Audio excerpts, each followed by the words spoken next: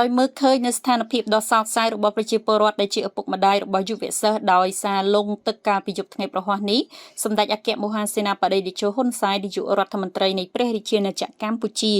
បានប្រកាសនៅលើ Facebook ផ្លូវការរបស់សម្ដេចថាខ្ញុំសូមចូលរួមរំលែកទុក្ខយ៉ាងក្រៀមក្រំបំផុតជាមួយនឹងបងប្អូនក្រុមគ្រួសារដែលបានបាត់បង់កូននិងចៅជាទីស្រឡាញ់នៅក្នុងឧបទ្ទវហេតុលិចទុកចម្លងដឹកសិស្សានុសិស្សចេញពីសាលាទៅកាន់ផ្ទះរបស់ពួកគេ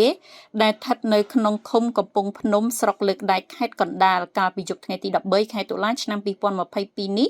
ដែលបានបណ្ដាលឲ្យស្លាប់ជាច្រើនអ្នកនិងមួយចំនួនត្រូវបានជួយសង្គ្រោះបន្ទាន់នៅមន្ទីរពេទ្យនិងមួយចំនួនទៀតនៅកំពុងបាត់ខ្លួននៅឡើយសូមសមត្ថកិច្ចនិងអាជ្ញាធរពាក់ព័ន្ធទាំងអស់ចូលរួមបន្តស្វែងរកអ្នករងគ្រោះនិងចូលរួមដោះស្រាយជួយដល់បងប្អូនក្រុមគ្រួសារនៃសពនៃជនរងគ្រោះឲ្យបានទាន់ពេលវេលាដ៏លំបាកបំផុតនេះសូមបងប្អូនប្រជាពលរដ្ឋជាពិសេសអ្នកដែលរស់នៅតាមមាត់ទន្លេមានការប្រុងប្រយ័ត្នខ្ពស់នៅពេលដែលស្ថានភាពទឹកជំនន់កំពុងកើនឡើងសូមបញ្ជាក់ថាគិតមកដល់ពេលនេះស្នងការដ្ឋាននគរបាលខេត្តកណ្ដាលបានរកឃើញសិស្សសរុបចំនួន10នាក់ស្លាប់6នាក់ស្រី1នាក់នៅសល់5នាក់ទៀតបច្ចុប្បន្នកម្លាំងចម្រុះកំពុងបន្តស្រាវជ្រាវរករកជនរងគ្រោះដែលបានបាត់ខ្លួនជាបន្តបន្ទាប់